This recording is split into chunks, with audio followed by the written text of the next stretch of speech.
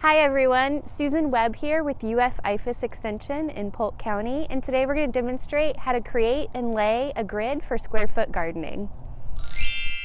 So next we're going to show you the tools that we're going to use to create the square foot grid. First up is handy dandy bamboo, and next we have pruners that we'll use to cut the bamboo and the tomato twine.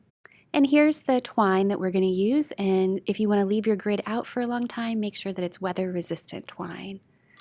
And first we just cut the bamboo into about 8-inch sections.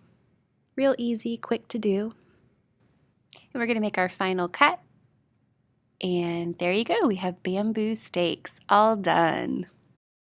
And here we're tying the knot that we're going to use to adhere the tomato twine to the bamboo.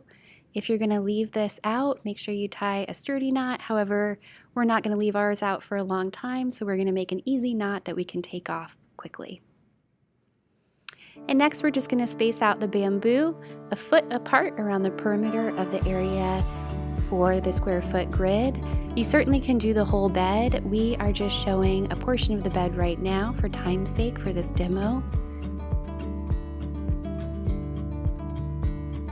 And next we're going to use the tomato twine to create the grid lines. We're going to do the vertical grid lines first, and we're just going to do a line of string across each section of the bed, and then we'll go vertically until we have a nice grid that has squares that are 1 foot by 1 foot. While some gardeners may make a reusable or even permanent grid for their square foot garden, it's totally up to you. You can make a temporary grid just like this for when you're planting your garden, and you can take it up right after you plant. If you want to leave it a little bit long term, you can. You'll just take that tomato twine and move it down closer to the soil, but that's up to you. There are some benefits to doing a square foot garden grid in a raised bed, primarily that the plants are placed closer together than what you would normally do for row cropping.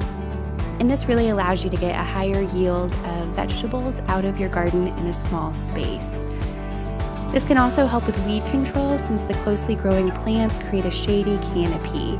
And who doesn't love less weeds in their garden bed, right? So you'll use these square foot grids to create basically a guide for each square foot. There's a recommended amount of plants that you'll put in the square foot, either a seed or a transplant, depending on what crop you're working with. And ultimately the size of that crop, the mature size of that crop, depends or dictates how many you'll plant in the square foot. So for example, you'll plant either 1, 4, 9, or 16 plants per square. For plants that take up more space, you'll want to plant only 1 per square. So some examples of this are broccoli, kale, collards, cabbage, tomatoes, plants that are a little bit larger when they're mature. Slightly smaller leafy plants like lettuce, chard, spinach, bok choy, you can put 4 per square. And then beets, turnips, string beans, or peas can be planted in groups of 9 per square. And for those plants that take up very little space, for example, carrots, radishes, you can fit 16 plants per square. And here we are just showing you what a perfect 1 foot square we have for the grid.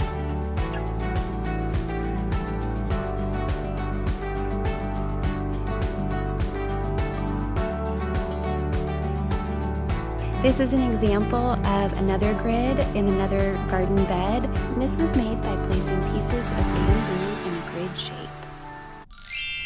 Thanks for watching. Hope you enjoyed it. Check out our other videos, and you can subscribe and like for more content. And as always, happy gardening.